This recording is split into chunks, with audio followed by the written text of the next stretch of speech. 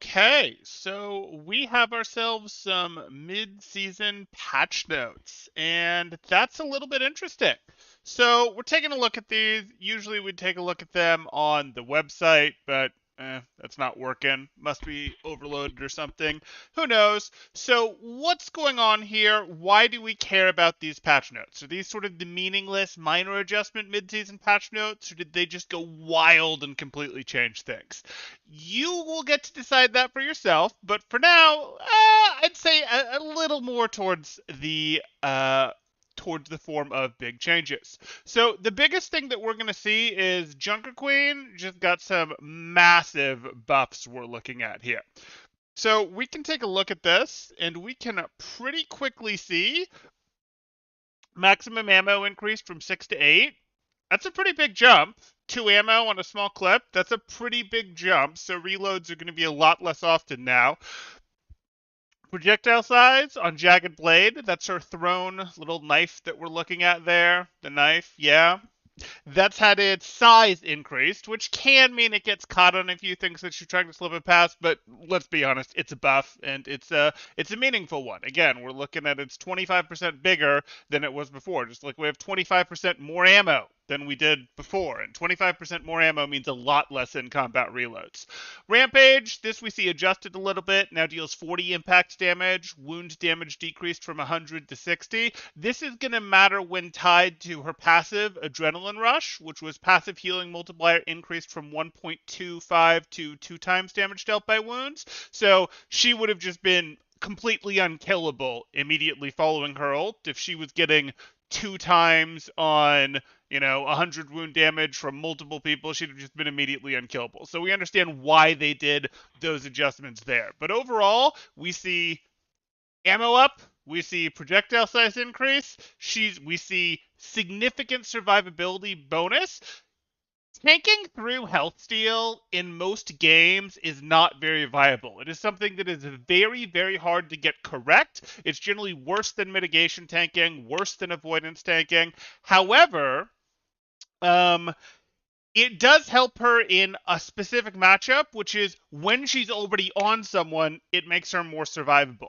And bumping it this much, even though health regen lifesteal tanking isn't a very effective form of tanking across many genres of games that use tanks, we're still going to be in a place here, at least if you're trying to balance it tightly, we're still in a place here where that much of a buff, 1.25 to 2 times damage dealt by wounds, is going to help her, especially in the matchup against things like Reinhardt, things like Orisa. When she's looking at, things like Ramatra, where she's in these situations where Junker Queen has previously fulfilled a niche, and if you guys have been watching Overwatch League, you probably already know this, but even if you haven't, what she's supposed to do in Overwatch 2, where we field one tank at a time, each tank's role has to be a little more narrow. We can think of, Ryan is the brawl tank, and Winston is the dive tank, and Sigma is the poke tank.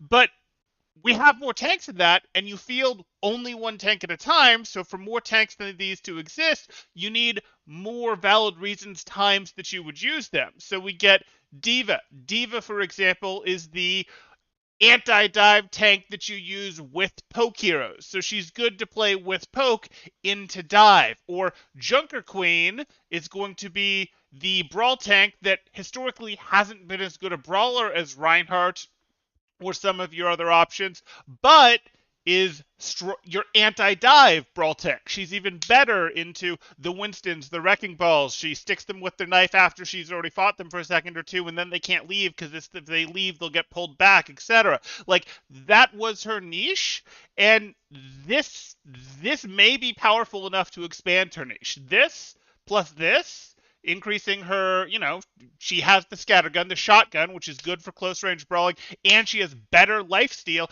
That may be enough to not just go, okay, well, if Junker Queen is hard meta, Junker Queen doesn't actually become hard meta because Junker Queen being meta means you have to run her over with harder brawl on the other side, and Reinhardt is better at it. Well, maybe not. If you look at these two buffs here, maybe you stay on Junker Queen and actually brawl on Junker Queen and she's actually meta, as opposed to her just shaping the meta from the bench there by going, well, we solved Junker Queen by using stronger brawl. And the other way that you would have solved Junker Queen would have been, hey, She does not have a barrier. She does not have a resource bar with defense matrix or something like that. She's instead in this place where she has a very powerful cooldown. It gives bonus movement speed. It gives bonus health. It's all directional. It works on her allies. It's a very powerful cooldown, but like, say, Immortality Field, it's one and done. You use it, and then it's on a somewhat meaningful cooldown that you've got to be aware of. It's not a resource meter. It's not a shield that you can put down and take up. It's not multiple charges like Tracer Blinks where you can use one and still have two left, use two and still have two left. So it's a very powerful ability. So if you were able to poke that out, you were able to defang her and comps that used her because they then don't have a shield or a resource meter or a very short cooldown in and out boops, to help protect your rotations as Wrecking Ball, that sort of thing. Though, she instead has something longer that you're supposed to poke out. But you may have noticed right now in Overwatch, none of the hit scan are very good.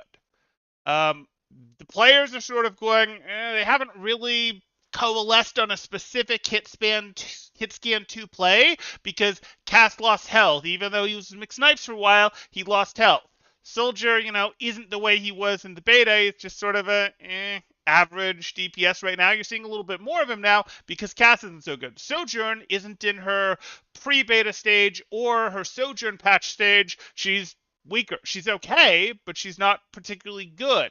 Widow lost the additional health that she had. Still good in her situations, but not amazing. Hanzo is pretty good, but Hanzo is not, the precision hit scan of some of the others there. So you start looking towards, okay, well, if the hit scan are weaker, that sort of makes poke a bit weaker because hit scan have traditionally been a pretty meaningful component of poke, of softening stuff out, of forcing out her shout there, and that would be a big deal, but maybe you can do it with other things. Maybe you can do it with, hey, all of the hit scan being a little weak makes flyers stronger. Maybe with this Echo running around that we're about to see, the Junkrat who just got a small buff going around, maybe you're going to see Echo Junkrat or Echo Pharah as a way to try to control Junker Queen blobs of Junker Queen Lucio Kiriko or Junker Queen Lucio Moira or Junker Queen Lucio Brig. Yes, the Lucio is going to be necessary if Junker Queen sees a lot of running. But let's get into the rest of the patch notes. I know I've spent a lot of time on Junker Queen here,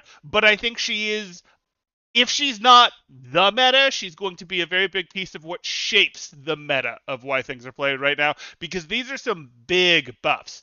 Now, does this mean that 95% of ladder will be able to play with her correctly? No, it does not. But hey, it's fun. It's interesting. We'll circle back to Junker Queen after we cover the rest of them. And if you guys have things to line up, go ahead and get those questions in there because I will circle back and we will talk more about Junker Queen at the end. So we get over to Orisa. Damage increased from 12 to 13. Fine. That's not a problem. Damage increased from 12 to 13. I feel like we've already played with this, but we've played with it at specific fall-off ranges, so now we're making her better because they nerfed her, further away damage a little bit, which was weird when Orisa was a big part of the meta during the Orisa, Roadhog, Winston sort of triangle era that we had of Overwatch 2. So they're making her a little bit better. Specifically, they're trying to do that at closer ranges, but they didn't actually limit it on this. It's just she already has pretty meaningful fall-off at longer ranges right now. That's fine. I don't think this is nearly as big as the buffs we saw to Junker Queen here. Let me rephrase that. It's not as big as the buffs to Junker Queen we saw here. Winston, they're making more forgiving. I don't particularly like this.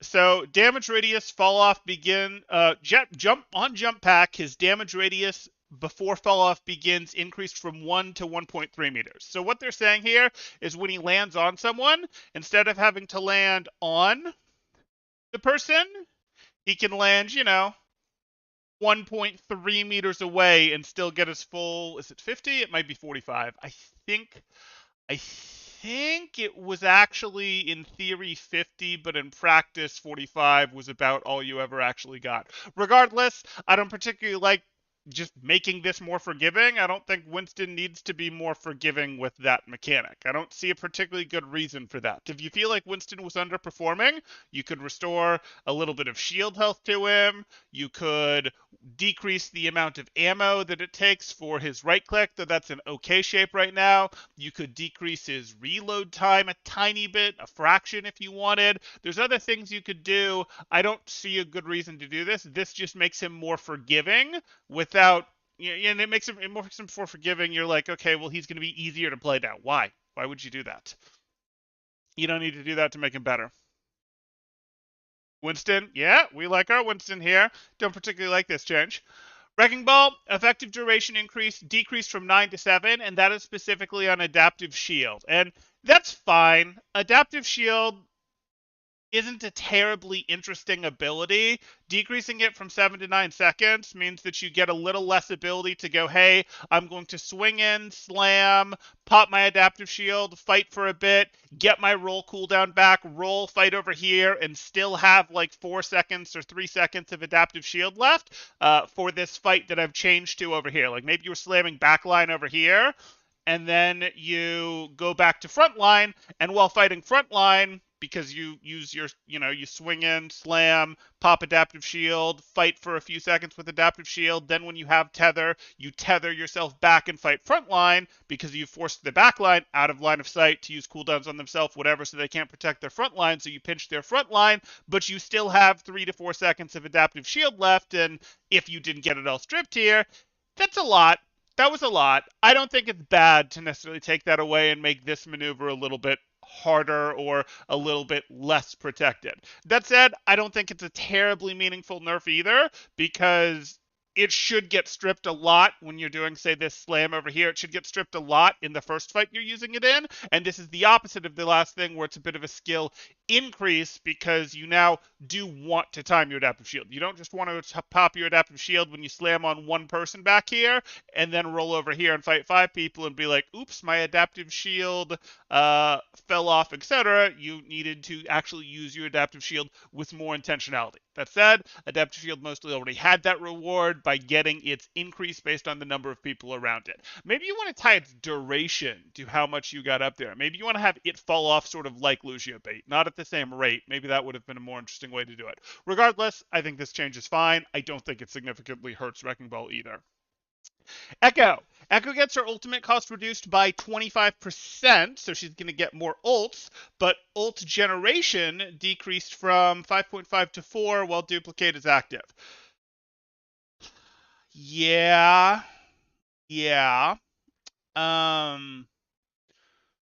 So less guaranteed that you'll get your ult when you pop duplicate. It was already less guaranteed in Overwatch 2 because your tank copies didn't get full health, and your tank copies not getting full health meant your duplicates were more likely to get blown up before they could build an ult.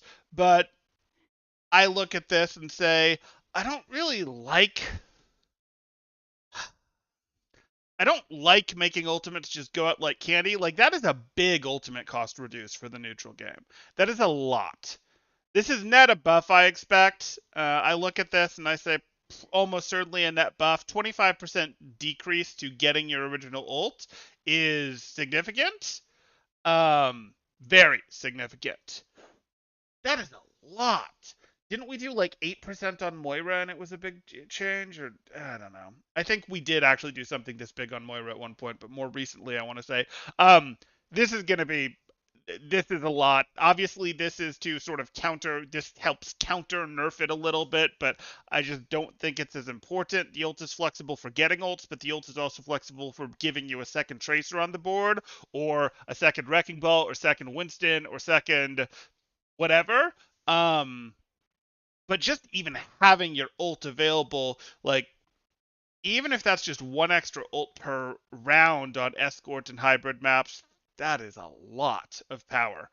That's an echo buff. And again, it's an echo buff at a time when hit scan are weak. So look out for echoes. I don't think Echo synergizes amazingly with Junker Queen.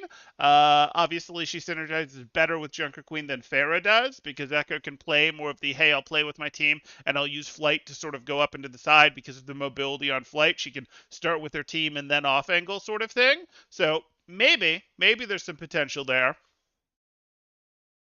Yeah, I could see that.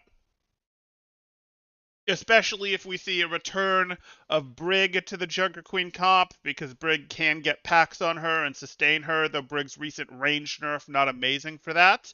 Um, and then Kiriko, Moira, even a little bit of BAP, and Brig have all been choices to go with Lucio in Junker Queen comps. Kiriko obviously can support Echo a little bit, not as well as a Brig could, but that's okay. Uh, good patch for Echo. If you are an Echo player, if you are a Flyer player in general, Flyers are pretty good right now. Echo is going to be very good after this, I expect. Junkrat, I don't like it. It may be good if everyone's stacking together to play with Junker Queens to increase Concussion Mine's damage here because you might get multiple people again, etc. And maybe that's them intentionally trying to check that a bit. But their comment is the previous adjustment to Concussion Mine's maximum damage lowered the effectiveness of Junkrat's grenade and mine combo too much, so we're increasing the damage amount slightly. So they're basically going and saying, hey, people, you can have easy to execute one shots again on Junkrat. Easier to execute anyways. Obviously, we're talking grenade plus mine. I don't think that's great for the game. I think we saw a lot of people who had very little DPS experience, very little DPS skills, we'll say, just go, oh, hey, suddenly they're a GM Junkrat, when they may have been GM on other roles. But I don't know that I love that. I just think he's too easy to play for what you get out of that. Um, and then you've got weak hit scan again right now, which actually helps a little bit because strong hit scan are good at punishing Junkrat just because it's that precision damage. I don't love that, but maybe it's appropriate for checking, the clumping that is likely to happen in this patch going on right now. Again, you could see an Echo Junkrat counter comp to Junker Queen stuff.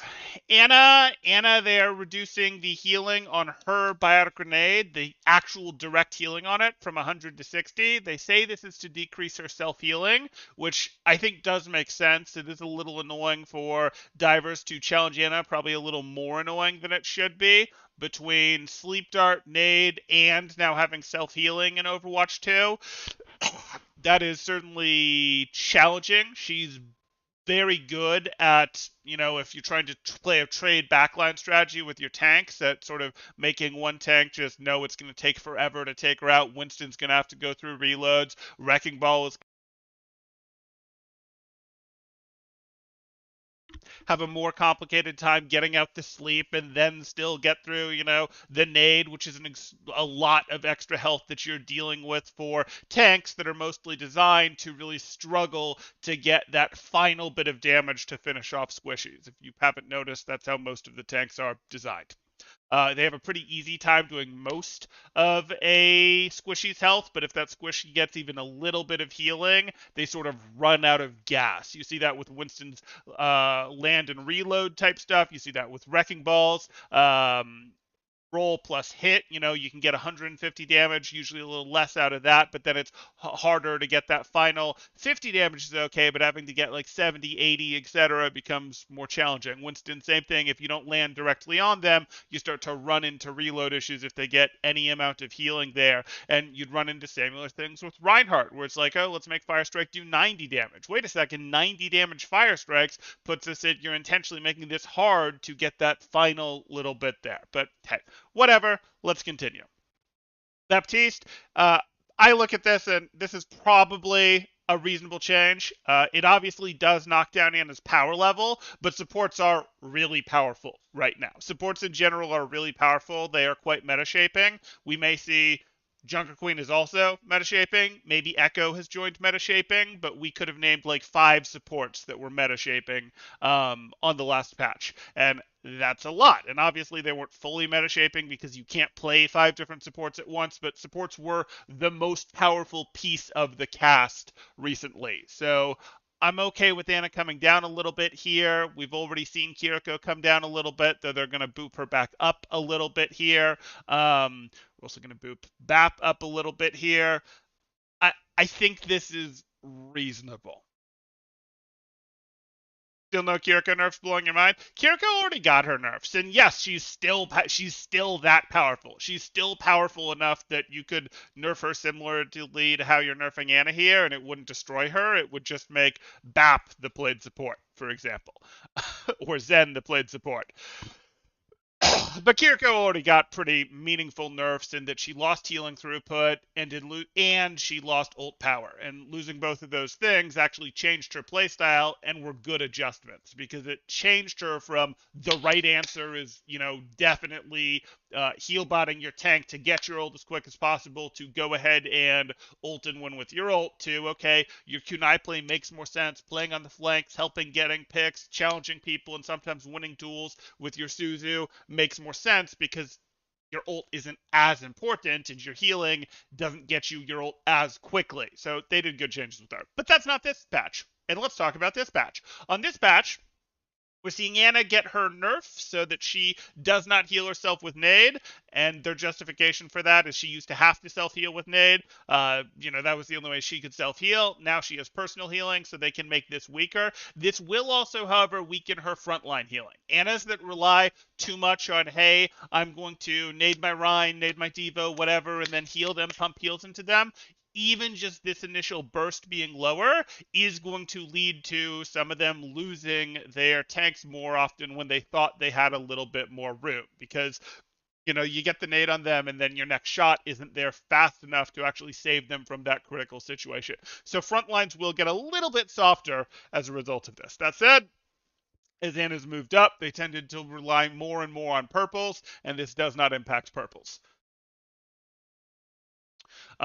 It impacts her personal survivability, and it impacts her ability to hard heal tanks that are in super critical situations for that initial burst. Immortality field cooldown decreased from 25 to 23 seconds. That's just not interesting. That's just not interesting. Like, why? So their justification is its powerful utility. Long cooldown means you have to wait for the perfect opportunity. We're decreasing its cooldown slightly to promote more flexibility, though it'll still be uncommon to see it more than once per engagement. So it doesn't actually do what you're trying for. Like, Blizzard is telling us with their developer comments that what they're trying for here is they don't want people to feel like they have to hold on to their lamp quite as tightly, but they recognize that you still do because you're still only going to get to use it once per engagement. I just don't like this change. This change messes with mental timers. It messes with a little bit with the ability to get out lamp, leave, wait like 15 seconds, and then go back in. It's actually counterplaying that a little bit, which I don't like. You used to be able to use moderately good cooldowns to get out lamp and then get out yourself and still go in and fight and be pretty confident that they weren't going to get lamp back in the fight. And that was correct, and lamp was a powerful enough cooldown that I think that was good. If you wanted to make BAP stronger, and I don't know why you would, BAP is, again, I would have said there were 5 silly good supports on the last patch, and BAP was one of them, but I actually would have said he was on the weaker end of those 5 silly good supports, and we would have been better off nerfing some of the other supports down. I don't think we needed to buff BAP up here. But hey, I clearly don't get to balance the game. You like how BAP got more buffs than Lifeweaver? Yeah, poor Lifeweaver. Poor Lifeweaver. Isn't the point that Lamp is super strong and you can only use it once a fight? This seems to be the counter to the designed weakness of BAP. Yeah, it does, doesn't it? And the other designed weakness of BAP was, again, because there's so much power in both his weapon with its damage and healing, and his lamp that he had to pay elsewhere. And he had to pay elsewhere, for example, with Regenerative Burst not being that good a cooldown, and therefore it being not that hard to force out his lamp. But in Overwatch 2, we made Regenerative Burst a much better cooldown, so it's harder to get lamp out of him. I don't know. Blizzard doesn't know what they're doing. What do you want me to say? Like, yes, it's counter to design. And again, I just think this punishes a good, valid strategy. I think it punishes that more than it does this, like, oh, you won't hold on to it quite as tightly. Yes, you will, because it does. You're still not going to get it twice for a fight.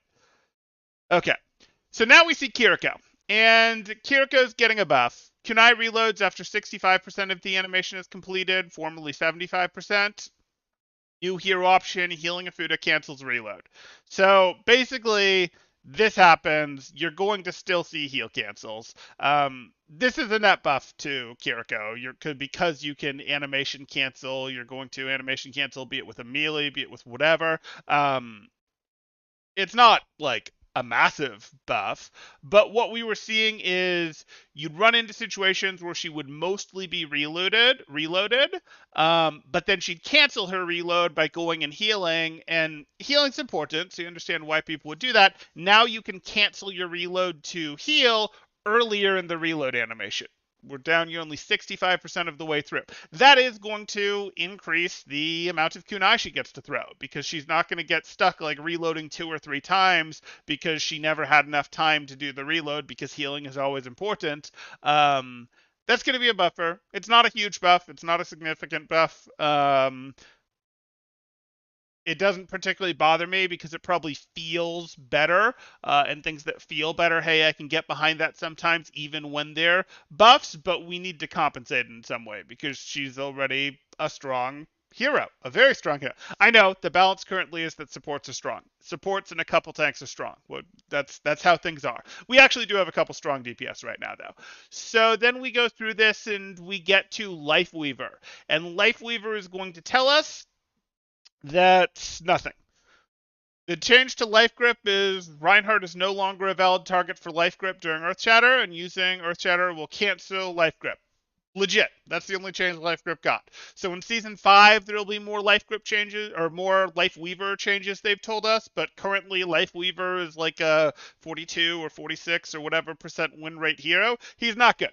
He's not good, and people seem to be figuring out that, oh, but they can heal bot with Life Weaver and get more healing than their other supports, and it's okay. No, he's just not a good hero right now, and it may be that the best way to play him is pretty heal body, but that's just because his best fill action is to heal, and he doesn't have good enough. This is his filler spell, and he doesn't have enough good stuff to do above that frequently enough in his priority order. Okay, you've got your pedal lift, you've got your dash, but your pedal isn't very good. You have your pull, you have your Life Grip here, and Life Grip is pretty good, but it's pretty darn easy to mess up. A lot of the time it does mess up other players' value, and it's on a really, really long cooldown. Like, it's probably right to fill with heal. You probably should be seeing your Life Weavers with a lot of healing right now, to be honest, but it's just not a good hero. And, like, that's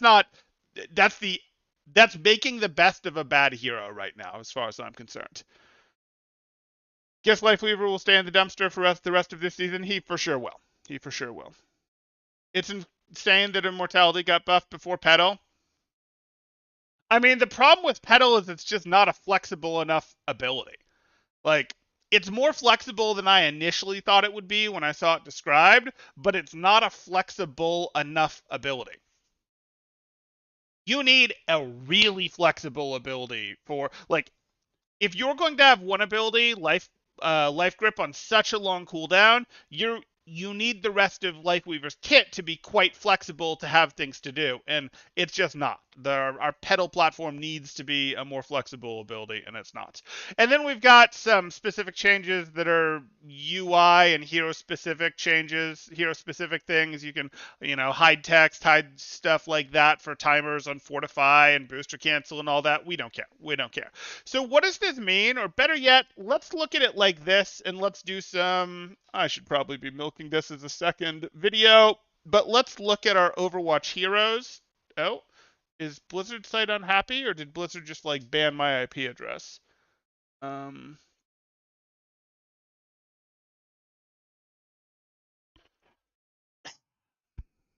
Okay, we'll do it like this. So we go like that, and that gets us that. So let's look at our heroes. And obviously we look at this patch and we can immediately say in this patch the biggest winners are of course Junker Queen, and I'd probably say Echo. Yes, we got a buff to BAP, but yes, we got a buff to Winston. Yes, but the biggest winners are really Junker Queen and Echo, with Junker Queen the biggest winner for sure. And then if we think about, so we were talking about this concept of heroes that might be meta defining right now, high tier heroes that are actually balanced strong right now. And I'm talking balanced strong, sort of independent almost of the specific meta countering them or suiting them or whatever, because metas develop in relation to the strong heroes. So strong heroes right now, Junker Queen is a strong tank right now, is likely the strongest tank after this patch that we just saw. And she's actually influential above her weight. Like, for an Overwatch hero, for an individual player in the lobby, she is very powerful. I would say the same thing about BAP right now. I would say the same thing about Kiriko right now. I would say the same thing about Lucio and Zen right now, and I'm not sure if I would currently say the same thing after that Ana nerf about Ana. And then I'd get into DPS, and I'd say Tracer is still good, and Echo is now good. Cassidy used to be good, but Cassidy got nerfed, and I look at this and say, okay, these are the heroes that if I was trying to form the meta, I'd immediately look towards and go, are there good ways to use these heroes together? Yeah, there are. Like, you look at this and go, hey, wait a second. Let's go ahead and say, you know what, let's do, yeah, I go like this. I can take a Junker Queen, I can take a Kiriko, I can take a Lucio, and I'm pretty happy. If I want to take a Moira instead of a Kiriko, that's not terrible. If I want to take a BAP instead of a, what do you call it? That's not bad. Do I want to take Echo? Echo's a little tougher, but I can take a Tracer no problem in this sort of composition. Okay, and then what do I go with? Do I go with Echo? Echo's a strong possibility. May's also a good possibility. Yeah. And you guys might be going, wait, no, it's not May. It's supposed to be Sombra, Tracer, Reaper. Those are the things. Junker Queen comp. I know Junker Queen comp. I've seen Overwatch League, and the way it looks is it's Junker Queen plus Lucio, and then maybe Brig, and then maybe you get like Tracer and Sombra, or Reaper and Tracer, or Reaper and Sombra, or something like that. That's how it's played. It's an anti-dive comp. Good on you for doing your homework, but guess what? You're not playing Winston. You're not playing Winston into what Junker Queen now looks like, with her increased health regen, with her increased shotgun shots. That's not to say on ladder you can't get away with it, but at the highest levels, that's not really an option anymore. So you look at this and go, okay, so you probably don't have to deal with Winston. Wrecking Ball's nerf is very minor, and I don't really think it matters. But playing Wrecking Ball into Junker Queen Sombra, and Sombra would get a small up arrow here, like Moira got a small up arrow here, that doesn't really make sense either. So you then start to look at, well, again, is this not the meta because it's going to be controlled in some other way? Well, the ways that you would control this would be if this was an anti-dive comp and it's just you're not going to be able to play dive into it. Does Brawl beat it? Does Poke beat it?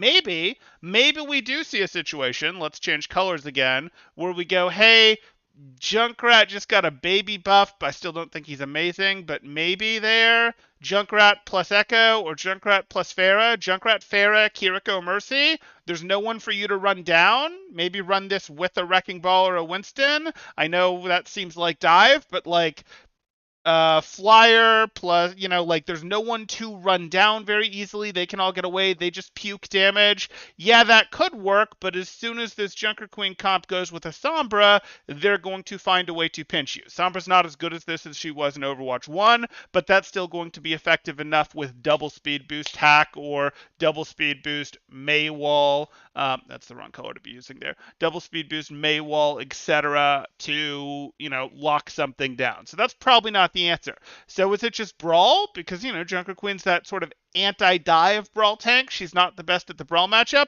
It could be. Orisa did just get buffed, but again, I sort of look at this and say, Junker Queen probably gives you more flexibility. So I really think this is the comp. If you're looking for other things to play on ladder, I think your dive tanks are still plenty strong enough right now. I think Winston will have a hard time with because you will see a lot of Junker Queen on the ladder. I think the Brawl tanks will do okay into her. Orisa, Ramatra, Reinhardt. I think they'll probably do a little bit better on ladder, not because they'll win their matchup, but because their DPS are allowed to play more flexibly. And are DPS amazing right now? DPS are okay. DPS are okay this patch. Strong Echo, strong Tracer. May gets carried a little bit into the meta by some of the Brawl stuff. Yes, I'm counting Junker Queen being strong. Sombra is not good on ladder, but silly broken. Not good for most of ladder, rather. And then the supports, we still have a lot of strong support choices. Anyway, that's sort of my stream of consciousness from someone who's done way too much scrim time, way too much coach time, and let's catch up on chat and see how you guys think I'm wrong. But tree. No, tree is not a good answer. Tree burns too easily. I mean, tree's okay. The only thing tree has going for it is, you can get it kind of often.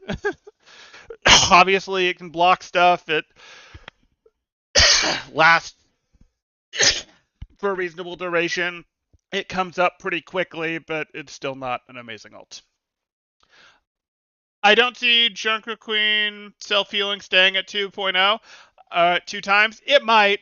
It's really hard to get that balance right. You could totally be right, Congex, that they just jump all over the place where it's like, oh, we need to bring it down to 1.5. Oh, but now it's 2 weeks, so let's try bringing 1.75. Oh, that's still too weak. Well, let's go up to 2.25. Oh, that's too strong. Let's go down to 1.75 again. I mean, this is the sort of tanking through lifesteal seems like such a cool mechanic, but is so hard to get right. So hard to get right.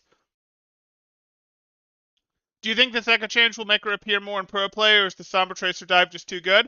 I think it will make her appear potentially more in pro play. If she doesn't appear in pro play, it'll be because people are instead wanting the flexibility. They're either wanting a brawl hero like May to just stack with Junker Queen, who's quite happy to do so, or like maybe it's May Junkrat. Or they want just the raw flexibility that you get with Sombra Tracer. Sombra Tracer is a lot of flexibility. They can play with the stack if they need to, but they can freelance and do pretty well freelancing while still having that core and still allow you to set up some pinches. Sombra is quite good right now. Not on ladder, but she is quite good right now. And Tracer being good isn't news.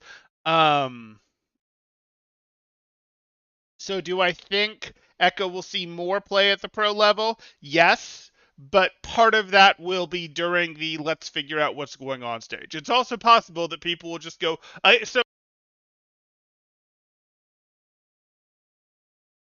sort of mentioned the possibility for a comp that used like Junker Queen, or excuse me, that used like Junkrat and Echo or Pharah and Mercy and Kiriko. And I think part of the reason while that won't work as an answer is because it's going to be too easy to run Sombra Tracer to shut that down. To be quite frank. So I don't think that will be what stays, but you could see Tracer Echo being the comp. You could see May Echo being the comp. You could see Tracer May being the comp. You could see Reaper working themselves in there. You could see Bastion stuff. You could see the answer being, hey, we are playing Brawl. We are playing Rhine Brawl. We're playing Rhine Brawl with Bastion, and we're using it much the same way Rhine Brawl with Bastion is used against Ramatra Brawl, where it's sort of like we pop our big tank cooldown, your tank, we pop tank mode on Bastion. The tank has to match with their cooldown, otherwise they just get rolled, and then Ryan just wins the neutral game because you traded sort of your big DPS cooldown for the tank cooldown, etc. And it could be a case of trade your big tank cooldown in Bastion for what was I saying? You could almost see a Bastion sim trade your big tank cooldown for Junker Queen Shout. They try to speed away. They keep trying to run away. You have your own Lucio. You have your Sim TP to get on top of them, and now you just win the neutral game with your Rhine Sim sort of thing. But because the team Junker Queen Shout is a big deal. But we'll see. We'll see. Uh, I do think Echo Change will make her appear more for at least a while. She could be a mainstay DPS solution. She will see at least some play, almost certainly, if the Overwatch League plays on a patch that looks like this. Is the tree the worst ult in the game? Probably not. Let me look at my ults here. Whole Hog still isn't great. Coalescence did just get better. Pulse Bomb obviously doesn't have a ton of power, but it's on it if you include how quickly it generates in its power. Bastion's siege attack isn't great. Visor and High Noon still aren't great. So then if I'm really comparing Tree to these, yeah, Tree might be the worst ult in the game. It's Def. Rally isn't great either. I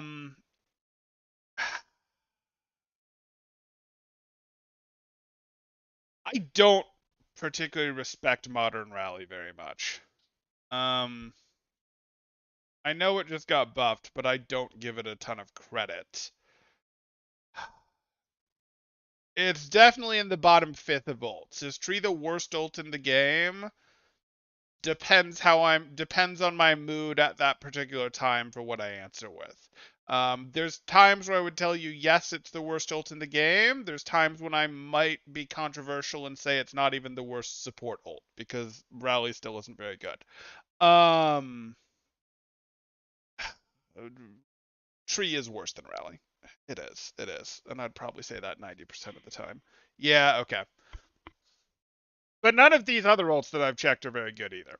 So like there's some heroes that have bad ults. What are you gonna do? They're kind of balanced that way. Okay. I'd say Visor downgrades some top tier players' aim. Well, except you can still get headshots with Visor now, remember? So it's not really a downgrade. It's it will auto home for you, but if you actually manually aim, it'll let you hit your headshots. So that helped Visor quite a bit actually in terms of its value. That said, Soldier still isn't that amazing because his pickoff power just isn't as good as, say, McSnipes Cassidy or Widowmaker or Echo or okay, I don't need to include Echo in there because I guess I was talking hit scan, or Bastion with tank mode or Sojourn with railgun. Like everyone has better pickoff power than Soldier having to go Helix Rocket plus hit a few shots. And that might seem weird because isn't railgun the same thing? You hit a few shots to get your railgun and then you have to hit your railgun, but no, it's really not the same. The Helix rocket isn't as powerful as the rail shot, and you can build rail shots faster than the Helix cooldown. What Soldier has going for him is, mobility, which is cool, and him being able to sustain. When a Winston tries to push him out, or a Diva tries to push him out, Diva can usually make him move, but like when a Winston or a Wrecking Ball tries to push him out, it generally takes them 2 trips because Healing Station is a pain. If they're paying any attention to their Soldier. Diva Bomb is kind of bad? No.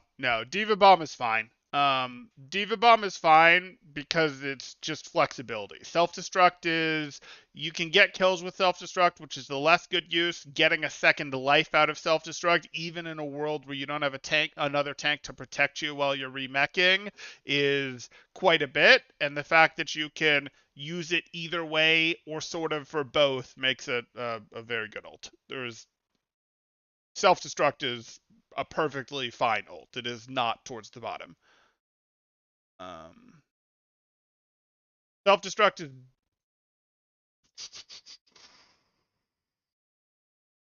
self-destruct is definitely better than whole hog. Self-destruct is definitely better than Orissa's ult. Self-destruct might be better than. It's definitely better than these two ults in the tank category. It's not as good as Ramatra's.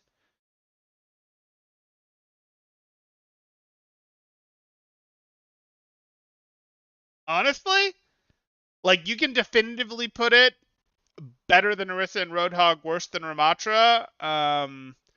I'd call it worse than Flux as well. But after that, it becomes pretty tight races for who goes where in these tank ults. That could be its own video, ranking the tank ranking the ultimates in general, to be quite honest. Self-destruct is a pretty good ult. Like, even if we go back to the Goats days, it was Grav, Grav never got the kills. It was self-destruct that got the kills. Oh, no, but it was the Grav that set up the self-destruct. Sure. Okay. The Echo buff gives her like 25% more self-heal. It's crazy. It's a good Echo buff. It's powerful. I'd say Visor Dagger good set. Top tier players aim. Do you think the Echo change? Oh, I covered that. I wonder if this will force Kiriko into permapick because she's the only one who can counter JQ's ult. It may force her back into permapick. We may be seeing again. I would not be shocked if our comp looked like Junker Queen, Lucio, Kiriko, Tracer, Mei, Echo. I know I just added too many heroes here. Junkrat. You know, you could get cute, Sombra. You can get cute in what exactly your last hero here looks like. You will probably see some experimenting in the support place because, like, BAP is pretty cool too. And, you got purpled. Well, we can solve that with a lamp if we have to. And now it's on a 2-second shorter cooldown. Who knows? Not only does tree heal slightly and occasionally, but it also helps fight global warming. Ah, there you go. It fights global warming. And he literally just got a bunch of changes prior to the patch, right? That Life Weaver change is likely to reduce by at least 20%. 20% the reports for in-game sabotage. I can see that. Okay. Anything else here? Where's Winston buff? No, Winston got a buff. Winston did get a buff. I don't love the buff he got, but he did get one. Anyway, those are the patch notes. I hope you guys enjoyed. If you guys do have any questions, feel free to leave a comment down below if you didn't catch the live stream. Drop a like. Consider subscribing for more Overwatch content. Might want to head over to my Twitch as well. Occasionally we'll stream Overwatch reviews over there. Other times we'll do non-Overwatch things. But yeah, that's going to do it for now. And don't forget to join the Discord, where I can be a little more chatty since my video uploads have gotten a little less frequent lately. But that'll do it. See you guys in the next one. Thanks. Temporal out.